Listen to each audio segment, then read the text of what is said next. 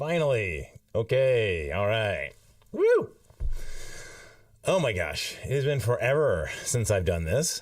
And yeah, I just wanted to talk about this video that I just did about references because, man, I'm getting a whole bunch of questions about it. And they're great. I'm really enjoying it. So what I want to do is kind of like start a conversation and, hopefully, oh, hello.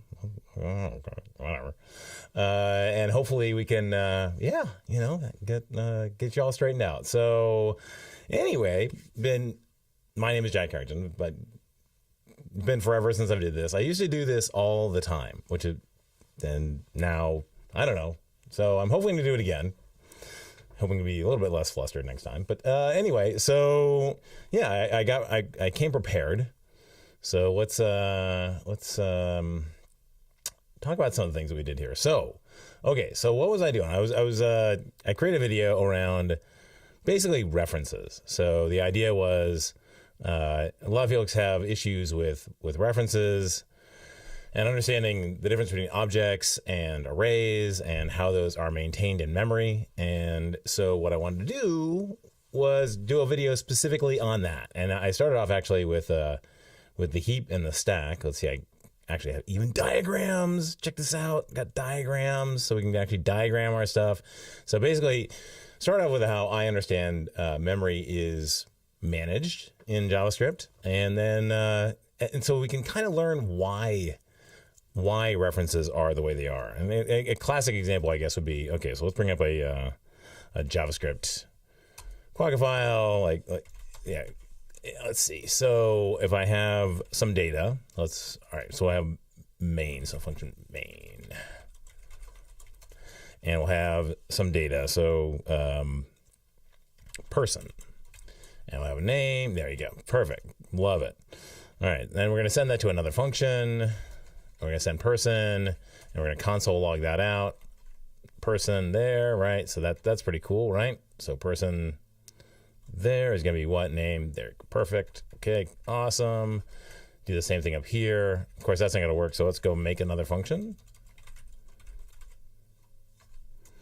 And in here, we're going to change that person's name to Jane.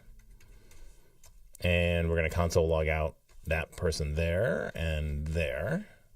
And so what happens is, I actually got to invoke this to make anything actually happen.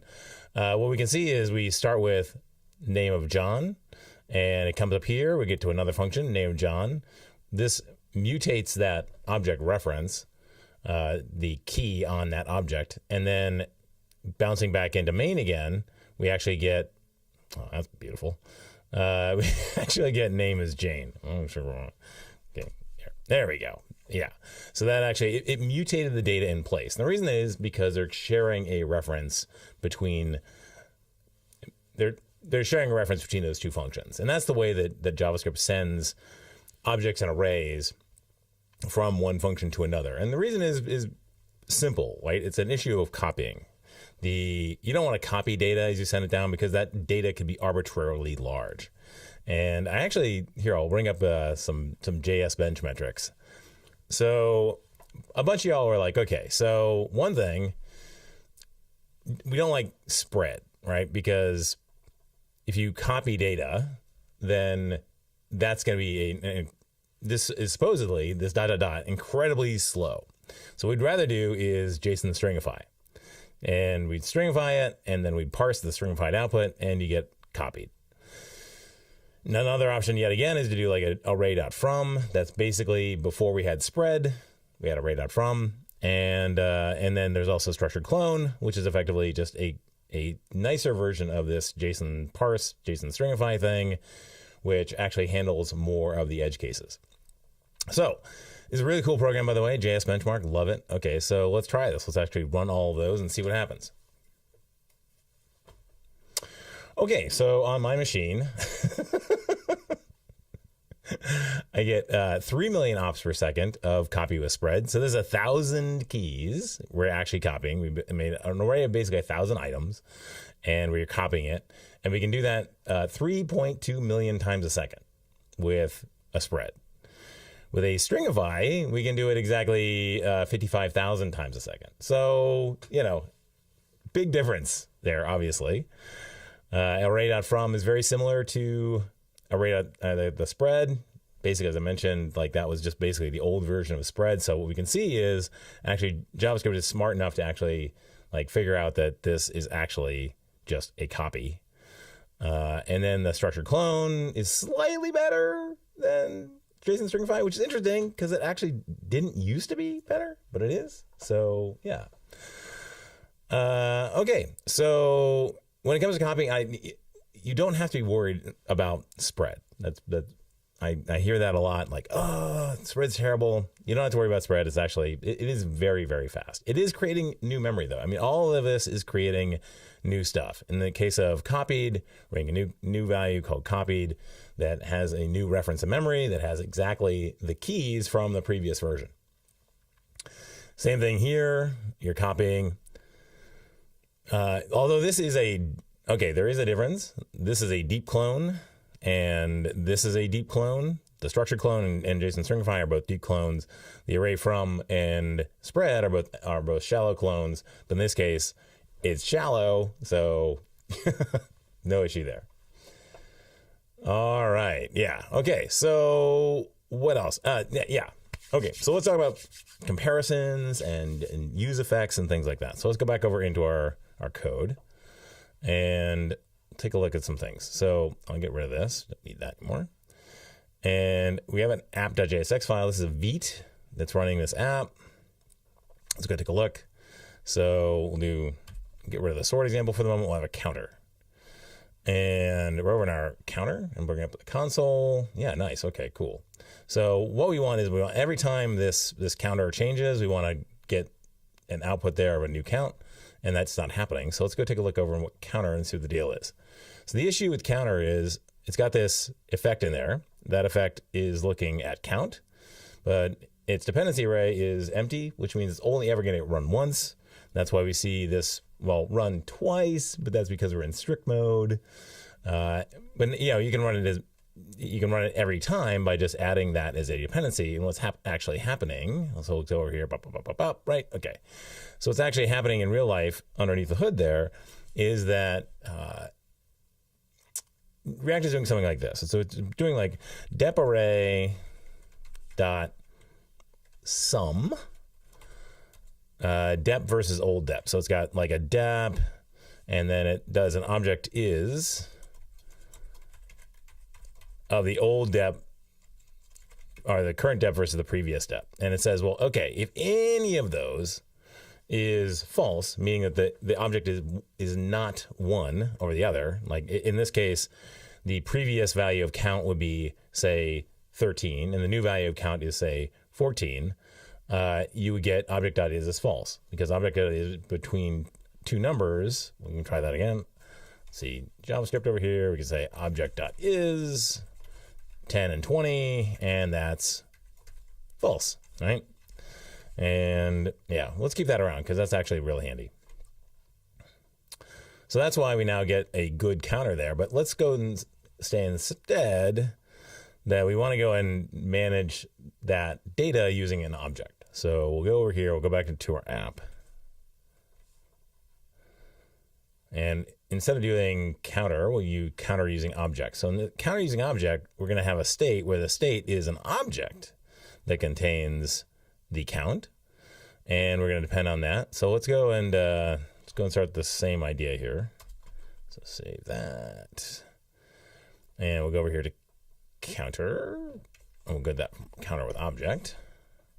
Cool, nice. All right, and let's see. So okay, failed to resolve counter with object. Really?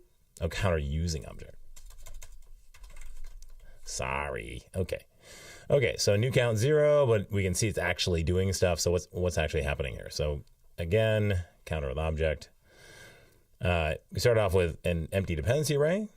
So one option here would be to camp on data, and we'll talk about why this is going to work. So if I hit increment a couple of times, you can see that that's going to work. So why does that work? What's happening is every time we set data, we're creating a new object in the heap. And what's actually being stored in this dependency array is the old data object reference. And what we're doing is we're actually comparing reference to reference. So we're comparing the old reference to data to the object reference that we just created.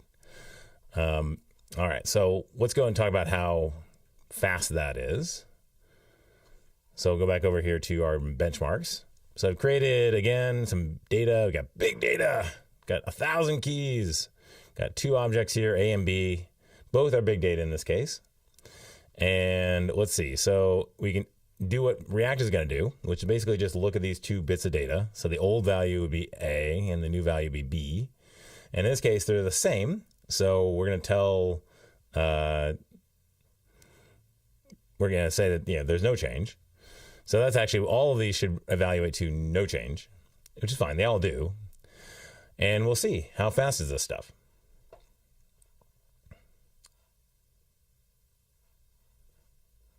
All right, let's run it and see how we go. Oh, I can see my dog up on the screen. Let's get Murph out of there. Hold on. And bye, Murph. Okay. So we can see, oh my gosh. All right. So we have object.is, and all we're doing is just comparing 2 numbers. That's all a reference comparison is just between 2 numbers in memory. We get 5 million object.ises and in a second, incredibly fast. And then JSON stringify, which is basically taking all the data, the 1,000 keys, turning it into a string and comparing those 2 things. Comparing those 2 strings, which is on its own terrible because it's an ON comparison between 2 strings. If the 2 strings don't have the same memory reference, then you actually have to look byte for byte. Well, I guess you probably do a length check first, but then after that you would go byte for byte. Terrible. And then somebody asked me this morning, what about object hash? Apparently there's a library called object hash that basically gives you a hash address, a hash key for any given object. 17 million downloads on NPM trends, so people like it. But in this case, not a great idea when it comes to comparing 2 objects together, because we get 875 operations per second using object hash. So basically what this is doing is it's doing literally going over every key, adding it into some big int, and then doing some hash value on its terrible performance. Poor Murph. Murph's happy. He's over there chilling.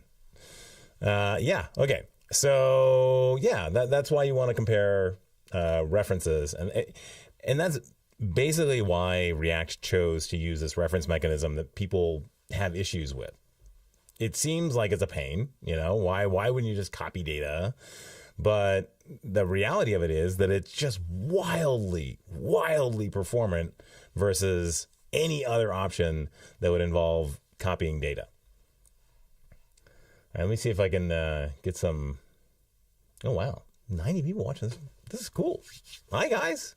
Nice to see you. Let's see. So, okay, JSON parse method would be more appealing if it had type safety. I don't know.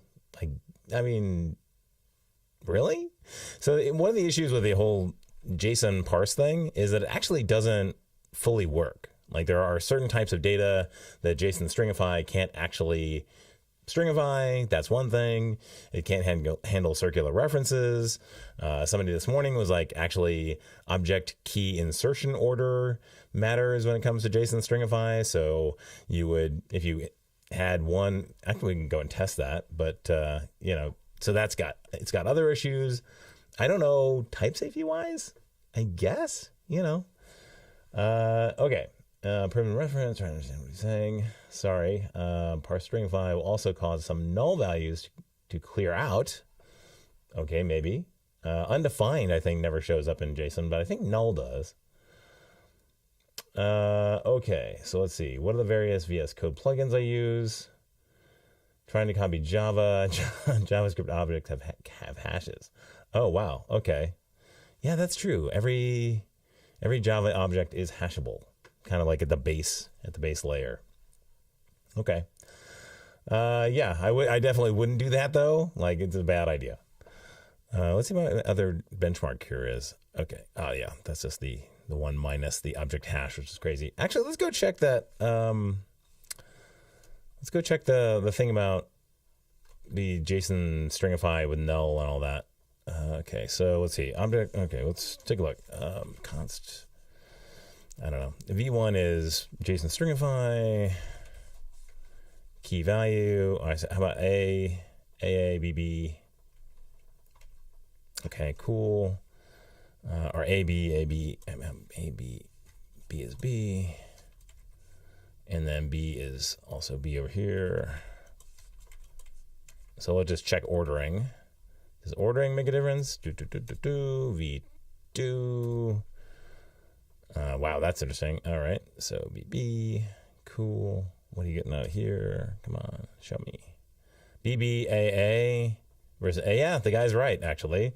Okay, so that's a problem. JSON stringify key ordering counts, which actually is true, although I would never personally depend on key ordering. That's just a thing.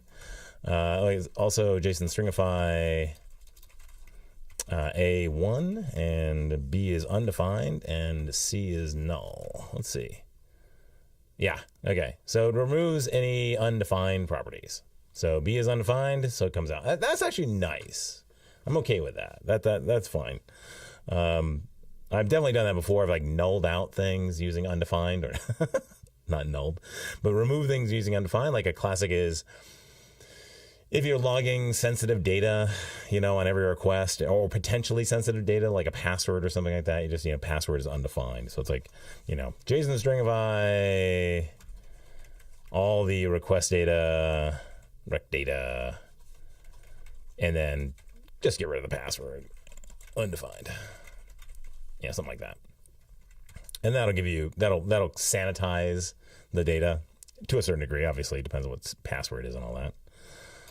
Okay, let's go back into the question. See, Jack, is also another case that follows the principles of functional programming by not directly mutate. Yes, absolutely. Basically, React is 100% following the whole immutable model, right? The idea being immutability model. So you never change data in place. You always create new objects and new arrays if you're doing it by reference, and that new reference basically tells whatever is listening that value has changed. Whatever's in there has changed. Let's see. For simple arrays or strings and or numbers, can they be used as is in use effect dependencies to fire the use effect anytime the array changes? Okay. So yes. So arrays are not primitives, right? They are any variant of arrays. Doesn't matter what's in the contents. It could be crazy nested objects out the yin yang, or it could be just an array of numbers.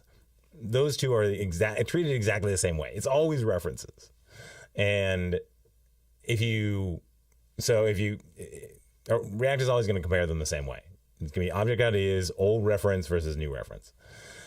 Strings are a little funky. So let's see. So let's take a look at some strings here. So let's say we got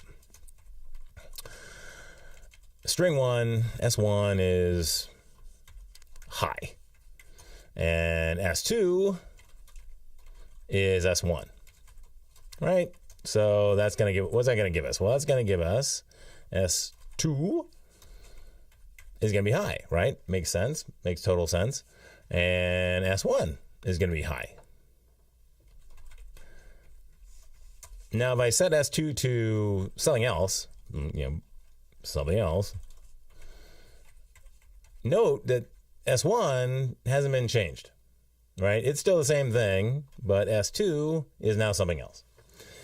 And that's a little tricky because what's actually happening is in memory, the string is not being stored as a value, as a primitive value on the stack. It's not like a number or a Boolean.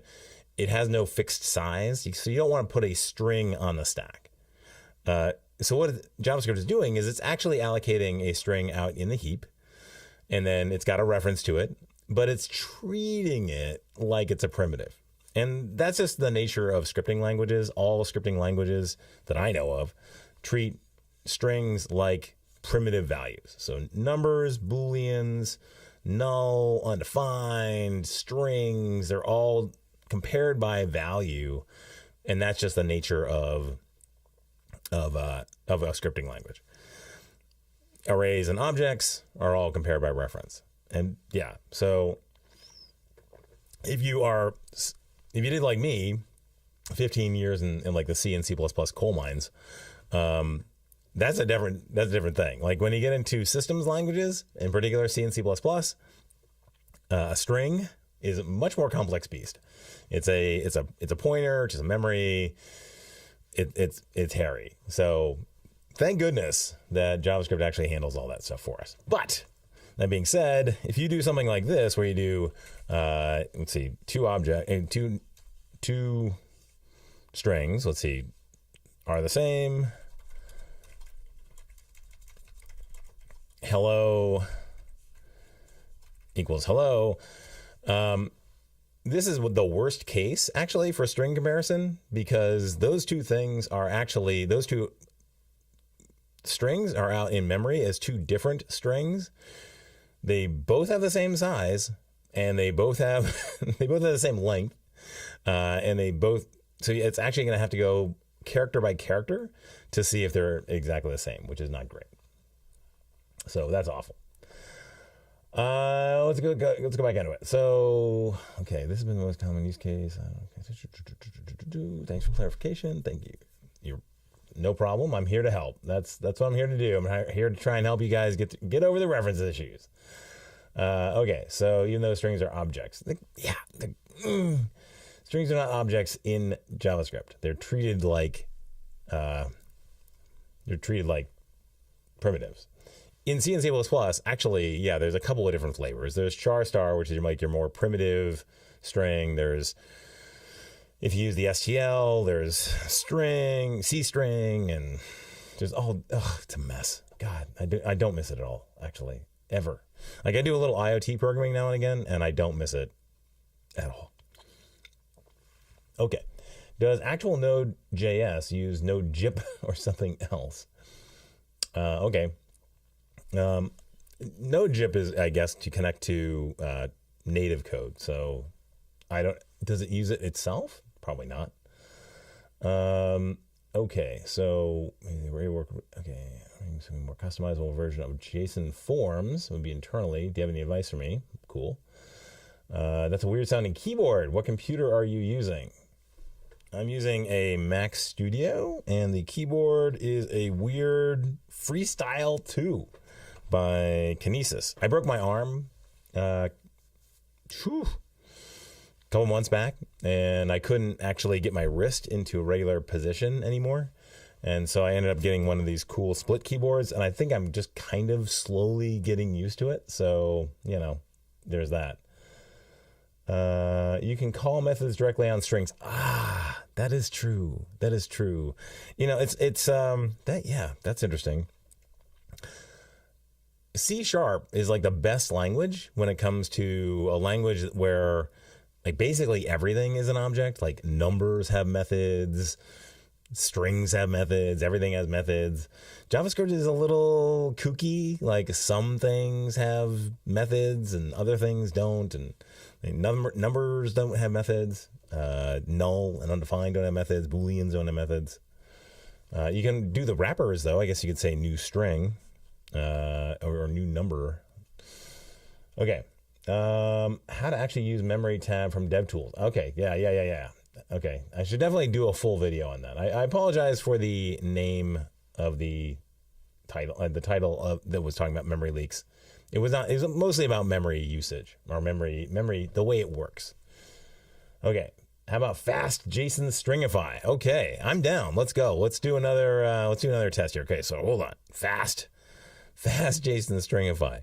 Okay, we'll add another case. Oh, that's good. Let's bring in that. Fast JSON stringify. This might not work. I mean, I don't know. Okay. All right, let's give it a go. Fast JSON stringify. You know this is going to be fast. You know this is going to be faster than everything else, right? Okay, here we go. Okay, fast JSON stringify. Okay, here we go. Here we go. I'm so excited. Let's go. Let's go. Let's go with fast JSON stringify. Oh no. Okay. Fast JSON stringify is not a function. Oop. Womp womp. Okay, can I take a look at this? Real quick, let's go take a look at this fast JSON stringify library. Fast JSON stringify. Okay. Example, fast JSON. Oh, okay. That should have worked because I guess the default, I think what it's doing is the default output of this thing, of whatever the default output of that is going in as fast JSON, is coming in as fast JSON stringify. It should work. Why you no work? Should be working because the fast JSON. All right, sorry about that, man. You can let me know, but it's gonna be slower. There's no question. So what's actually happening here is literally like they're comparing two numbers. Like if I go over here and I say like add a case right at the top here, compare two numbers, and I just say 10 and 20, and I just run that. Let's see. Bazoom. Let's go. Yeah. You see? Okay, cool. So literally, if I just compare two numbers, it gets 5.6. And if I compare two object references, I get 5.6, which tells us that it's just comparing two numbers. And ain't nothing faster than comparing two numbers. Literally, it is what computers are born to do. So of course it's gonna be fast. So no, there's certainly nothing that's going to be faster than that ever, which is why they based React on it. JSON stringify at least is native code, which is why you get JSON stringify and JSON. Yeah, JSON stringify is all we're using here. We use JSON parse in another example, but JSON stringify is native code. So once you give it the reference to what you want to stringify, like after that, it's gonna haul like boom. That's C, that's rocking. But even so, right? It's nothing in comparison to like actually comparing two strings, like or comparing two numbers. And then of course this is not native code. This object hash is literally just somebody's hand rolled JavaScript. So that's why you get these ridiculously low, like 881 numbers. Like there's nothing you can do in JavaScript that's ever going to be faster than comparing two numbers or running a native method. Basically, when it comes to JavaScript performance, you always want to get back to native methods. Oh, we're trying to figure out like why it should have worked. ESM compatible though. How about Lodash is equal? Okay, all right. Let's get rid of you. Somebody can, if you want to drop into the channel like that. Okay. So Lodash. Love me some Lodash. Okay. Do it. Just do it.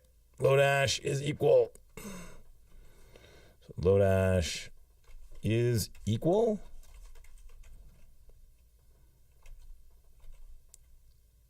Run.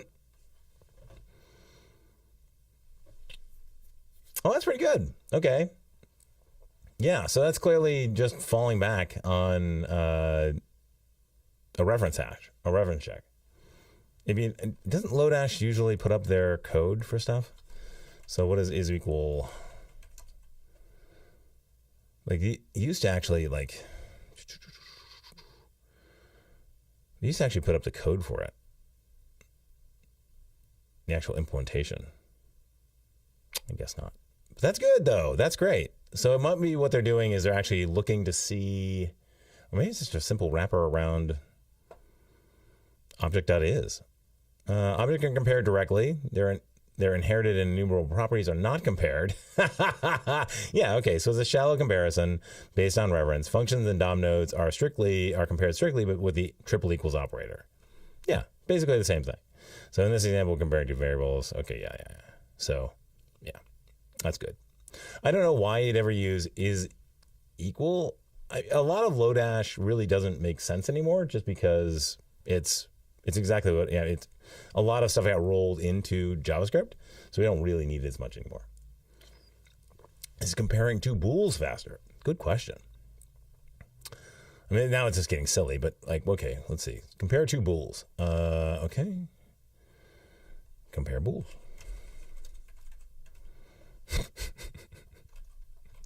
I love this performance stuff. Like, why not?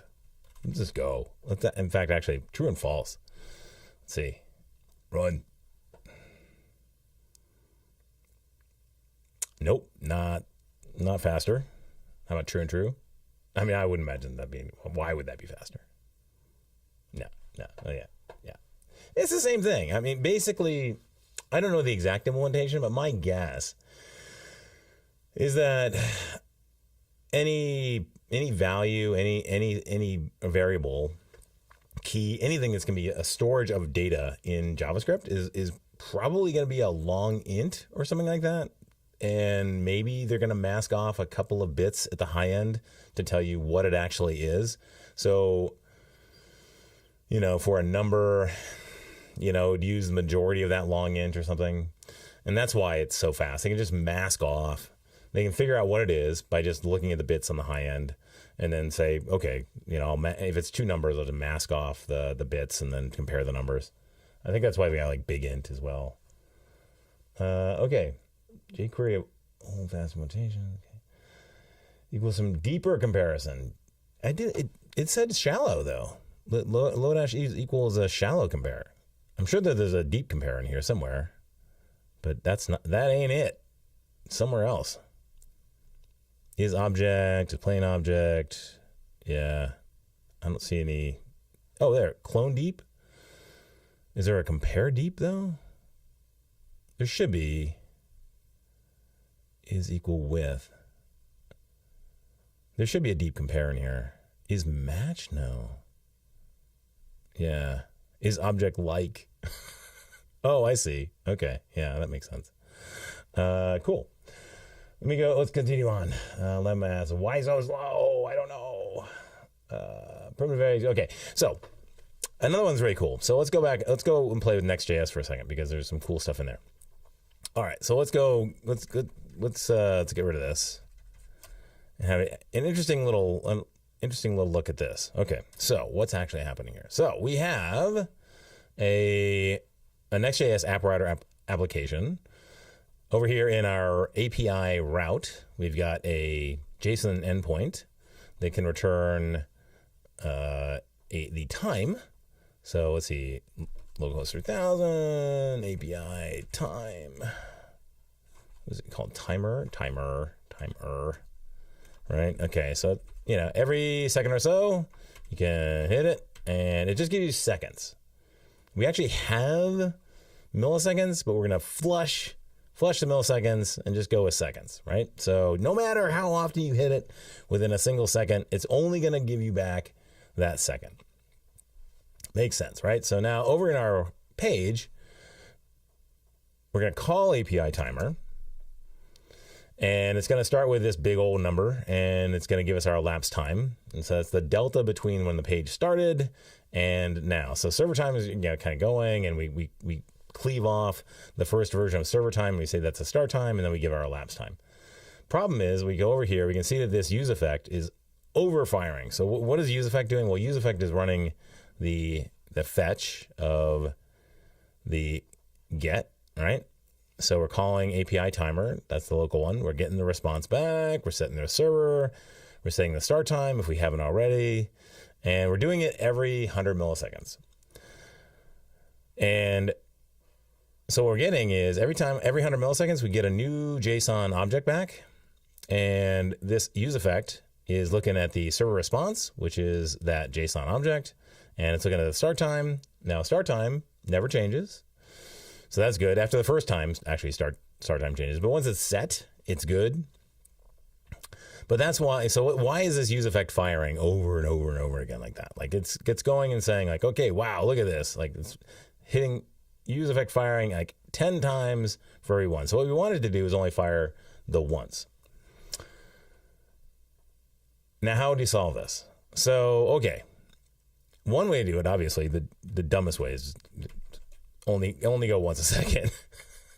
And now if I refresh on the page, we get boom, boom, boom, boom, boom. And that, works. But let's say that, I don't know, for whatever reason, we don't want to do that. So why is this happening? Because if you look at the world through the lens of that server response is going to be evaluated by content, then this thing shouldn't fire, because we're getting 10 updates of the same exact server time every time. Like, why would it change? So what you can do is, one option would be, I guess, to say, well, instead of looking at the whole object, we're looking at time. Let's see, does that work? Well, yeah, that does actually work. So why does that work? Well, what's happening here is that time now is comparing the old time versus the new time as a number. So it's doing object.is on the old num versus the new number, and there you go. Well, thank you, GitHub Copilot. That's true. Old num is used to compare numbers. All right. Whereas when we were just looking at the object reference, what was happening was every time we got a new server response, even though the contents of the server response were different, the reference to the object in memory, even though the time was the same, the object referenced by the old object and the new object were different, right? And so that's why we were firing every time if we looked at server response, right? And the problem is, we're sort of fixing this on the tail end. So what if we want this use effect to actually look at server response time? We don't want it depending on, like, let's just put it like that. So we actually want to look at the whole thing. Okay, so oh wait, that's going to give us object. Okay, let's do that, JSON stringify. So we want to actually look at the whole server response object, right? And okay, cool. Yep. So back in the same spot as we were before. So what we need to do, you can't fix this on the use effect side. Like, there's no way that you can fix use effect to basically say, the old object versus the new object without doing that god awful that you should never do, JSON stringify server response. And that's like the reason I made the whole video entirely was that, like, I was seeing lots of people do this, which is awful, right? Because this actually fixes the issue. But what it's basically saying is, I don't know why this is happening, but go and fix it.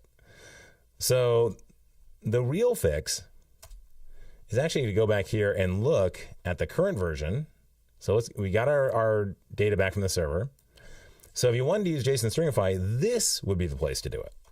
On the setting end, when you actually change the data. So, okay, I'm going to say, is JSON stringify the same as the old server response, or not equal to,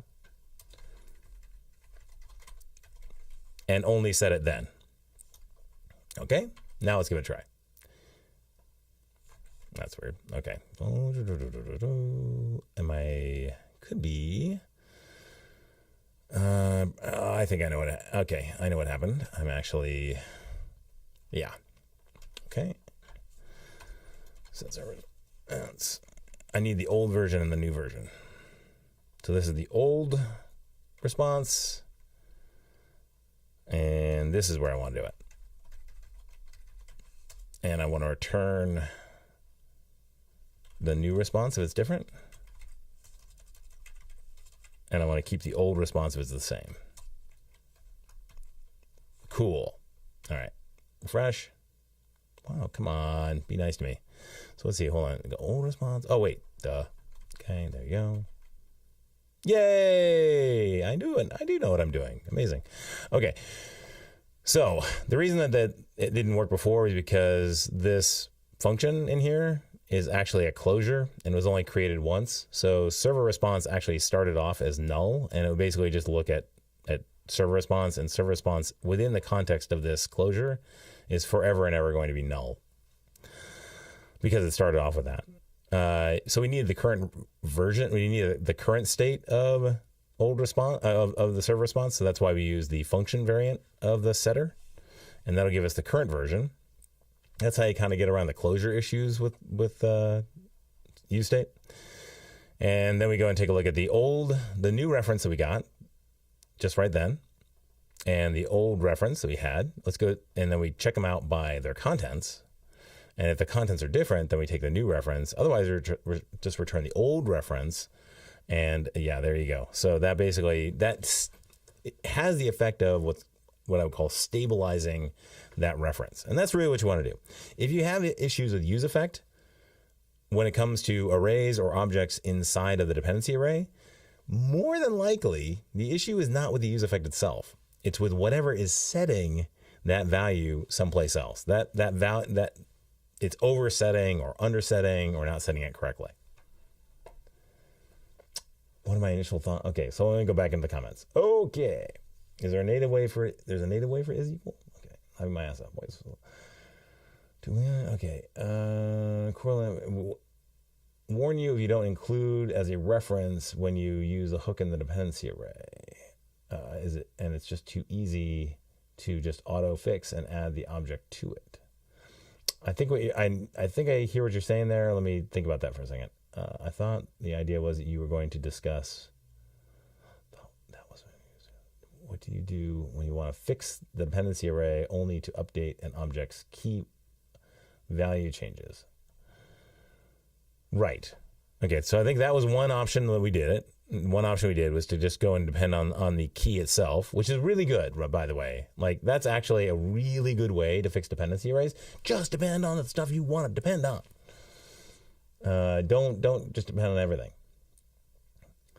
Even to return old response that isn't basically resetting the state. How do you keep the old reference? Well, the old reference is this. Old response is the old reference. So old ref, right? And this, let's just make it super easy on ourselves. This is the new ref, right? So old ref, oops, aha, hey, stop it. There you go. Okay, there we go. So, yeah. And you can be trickier about it. Hey, okay, whoops. Okay. Old ref. Oh, wait, no, new ref. Duh. Okay, there. Okay. So, yeah, we're getting a new reference back from our API. And we're always going to get that. It's always going to be a new reference, right? You make a call. It's going to give you some data. That data is going to be held somewhere in memory. And fetch isn't smart enough to go and, figure out, oh, I had that data before. And you really probably wouldn't want it to. So you're going to get back a new reference in all cases. And we're basically going to take a look at the old reference. We're going to say, hey, cool. If there's actual difference between these two data, between the contents of these two, using JSON stringify, then we'll give you the new reference. Otherwise, we'll just return the old one. And that's good enough for set state at this point. This guy, this set server response, is just going to basically say, oh, you're giving me a value that matches the value I currently have. I'm just going to ignore that. So if you do set state, or you do like set count, where the count is currently 10, and you do 10 again, well, okay, it will not cause an infinite loop. If you do set count when 10, when the current value is 10, it will just ignore it, right? The set state system, set state always uses object.is to go and compare the old value versus the new value. And if the old value is the same as the new value, then it's smart. It short circuits. It says, okay, you set some state here. It's the same as we had before, so I'm not going to set the state. And therefore, I don't re-render. I don't do any of that, and it just gets turned off. So yeah, I get this question a lot because, when people are calling back-end services like this, you're getting fresh new data, and that really does mean fresh new references. And so if you put those into like a Redux store, it's going to fire. If you put those into state, it's going to fire. Redux, React internal state, it works the same way. It's all functional programming, immutability, reference stuff. All right. Okay, let's see. Okay, let me go back to my notes. Hold on. Yeah, props and fetching. Okay, yeah, I got a good question. Okay, so here's a, let's see. This is another question I got asked. I looked through the comments, which are great, by the way. Thank you so much. Comments are great. Love all the comments. Thank you so much. Okay. What if your use effect dependency is an array of objects that is being passed as a prop, and you only want to trigger the use effect when one or more elements is added or removed from the array? I don't know. What do you guys think about that? Is that going to be tough? Let's go find out. Okay. Actually, let's go and grab that. Okay, so that was the question. Let's go and go back over here. Oh, actually, yeah. Let me walk through this example first, and then because this is actual bug. I literally saw this bug just a couple of days ago as I was doing some code reviewing. So, okay, let's go over here. Let's get rid of our counter example and do a sort example. So let's go back over in our Vite page. Wow, it's huge. Look at that. Crazy. Okay. So we got this unsorted array of names, DCBA, right? And then there's a component where I give it the array of names, and it sorts the array of names, and then there you go. So let's add a name. Add a name is going to add one more name to the bottom to this array. So we add Zendaya, right? And so we see Zendaya shows up at the last one. So ABC, but whoa, right? We wanted this to remain unsorted, and now it's like now this is sorted too. That's not good. So what happened here? Let's go take a look at the data flow. Okay, so we'll start off with our parent component. This is the guy that actually has the state. So it's starting to actually show what this guy wants to talk about, which is properties. So we got this list of names, terrible names, DCBA. Let's see, Dave, Chuck, Barry, and Adam. There you go. Better names. Okay. And got an add name. We add Zendaya. And we're just going to go through and list all of the names in an UL. Cool. And then we're going to pass the reference to names to sort table. It's a function.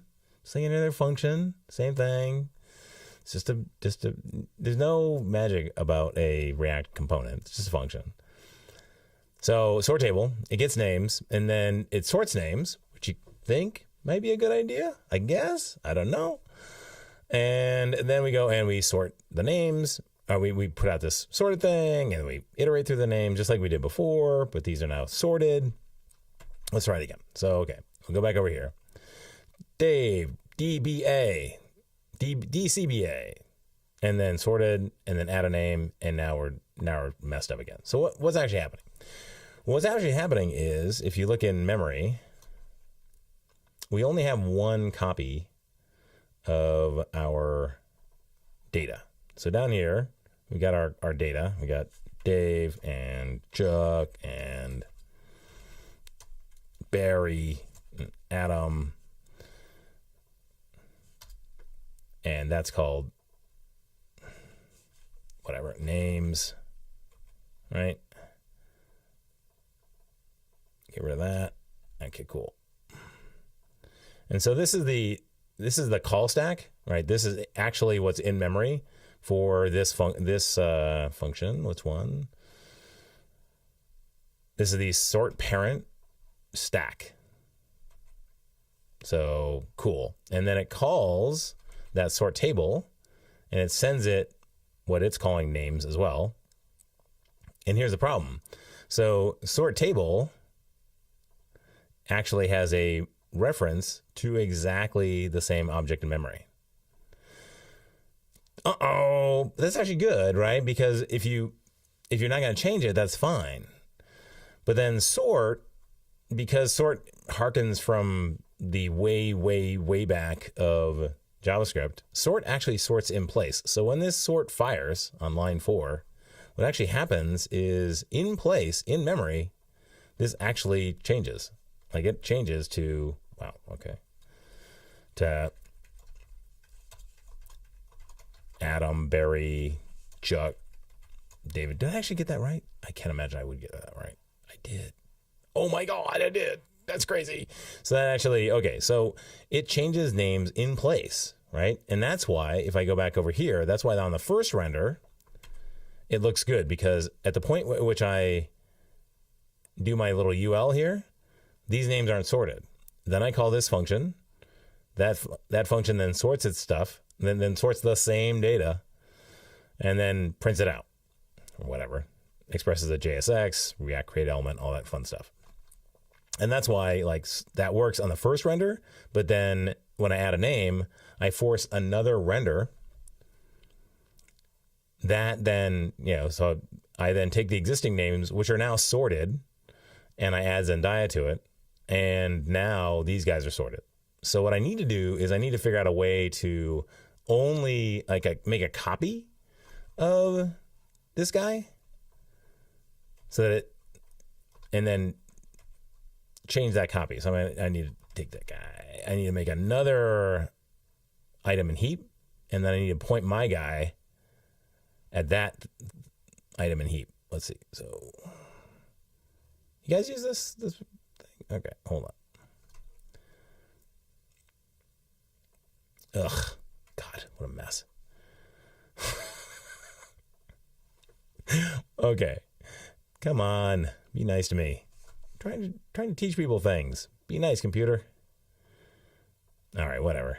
There we go. Come on. Okay, yay! I got it working. I know something about something.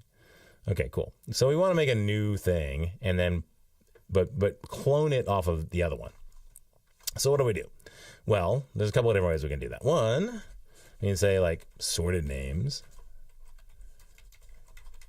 equals, and then let's see if that works. Sorted names. See if that works. Okay. Okay. Oof. Wow. Okay. Let's see. Let's add it. Oh no. Same deal. It is sorted in place. Why? Because sorted names basically just gives you. So this is the dumbest thing ever, because sort just returns like the same reference that it got, so it's gonna be exactly the same. So another option is to go and clone a shallow clone names and sort that. All right, let's give it a go. Add a name, and that actually works. So these are unsorted still, and now everything's cool. Awesome. Another option would be, now that we have like ES 20 some, and like one of the more recent ESs, we got the immutable. So this sort is called a destructive sort. Yeah, I know, Excalidraw. Do I have Excalidraw? I think I might actually have Excalidraw. Hold on. Another diagram. Excalidraw? Calidraw? Hey, look at that. I got that too. Okay, so I'll do that next. Okay. This is fun, actually. I'm really enjoying this, guys. So thank you so much for hanging out with me. And I'll do it again. I'll get better. I swear. I used to do this after every video, I would have a week later, the same week, I'd release on Monday, and then Friday I would do a live stream chat like this about it. I need to get back into that. I don't know who streams on Fridays. Who's my competition?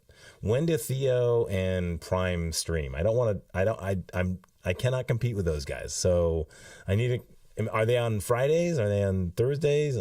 Wednesdays? Whenever? I don't know. Okay. So sort is a destructive method. Other destructive methods include push, pop, shift. Yeah, actually. Splice, yes. Sort, reverse, yes. Fill, copy within, yeah. See, this is a pretty good list. So these are things that mutate a data in the array in place. This is the kind of thing where before we had this revelation that we wanted to use JavaScript for more than just validating forms and jQuery. Nobody took it all that seriously. So, things like sort just made sense, right? You just sort the data. Why, whatever. So Rohit has the right idea. We use one of the new options, which is to sort it. Good for you, Rohit. Ronit. All right, let's give it a go. And I like that. That's really nice. So there we go. And so basically, and that worked. Not to like jump around too much, but yeah, there we go. We kept our sorted. So what toSorted is doing is basically doing exactly what you thought sort was doing, which is it's creating a new array, it's sorting that array, and then giving you back the reference to that new array. And you can do all the same, exactly the same function. Literally all you need to do is just change the word sort, not stort, sort to sorted, and you're sorted. God, that's awful. Sorry, my bad. But yeah, whatever. Anyway, Aaron says they stream every day. Yeah, not me. Oh, my wife's home. Cool. Yeah. So let me just go through the comments one more time. So happened to me once when I thought new array, existing array, copy. Yeah, I see that all the time. People say like, oh, A equals B, is going to give you a new thing. Not going to happen. So your options when it comes to a deep clone are, well, we've gone through a bunch of them. If you really want to copy, your options are to do a shallow clone with the spread operator. Probably your preferred. If you want to be old school, you can do array from, or I don't know, is there an object variant? Yeah, I'm sure there's an object. Yeah. I've been using spread for so long, I don't even remember it. Or if you want to do a deep clone, I would say, in most cases, JSON stringify, JSON parse is good. Although now we've got structured clone, and that actually performs pretty good. So, that's actually faster, which is great. And it handles more of the edge cases than the JSON stringify, JSON parse. And let's be honest, like JSON stringify, JSON parse, like what are you doing? Like what is that? What is it? What does this do? What does this even mean? Right? Like structured clone, like kind of makes sense. Got a name, makes sense. Use that. Yeah. So okay. Array with. Yeah. Is a more generic feature. Yeah, I like that one. So another cool thing you can do is I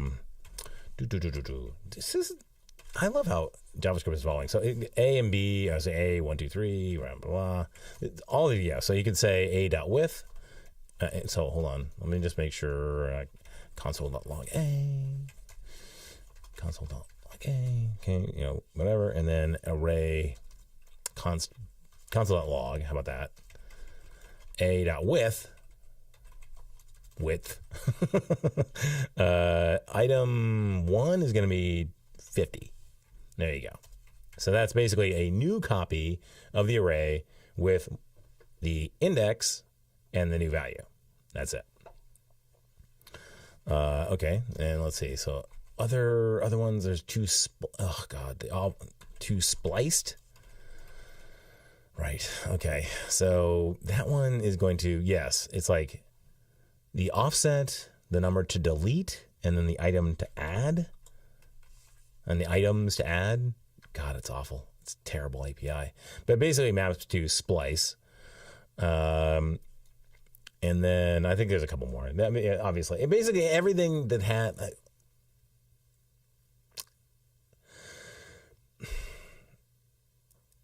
everything that was complex that needed an immutable variant was created. So unshift, which would add a number to the beginning.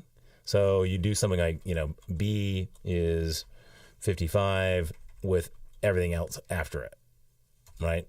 And there you go. So that's unshift. Pop, let's see, pop would be something like CD, and that would be shift, and C in this case would give you just the number, and D would give you all the rest. Okay. Yeah, so basically, a couple of those things. Yeah, right. There's just sort of shorthand like this that give you, so this would be shift, woo, unshift, things like that. But sort, right? Sort, you can't really, like the immutable variant of that is just ... sort. All right. So there you go. Okay. Isn't Lodash clone deep better? Better than what? I remember using, concat. Oh, concat. Oh my gosh. Yeah, concat. Yeah, concat would go and give you a new reference, right? That was the big deal. All right. Well, listen, this has been really fun. And, but I think I'm going to wrap up because, it's about the witching hour, 11 o'clock. Hopefully we can do this again.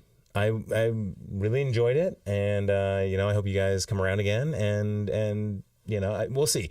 I think next week's video should be pretty interesting. I'm pretty excited about it. And then we'll do another one. We'll see. I'm genuinely excited about that. And I guess I should add the links to cause I think this is just a fun site anyway. The benchmark stuff, I'll add those to the show notes and you can click on them and play around, and you can go and try and make, the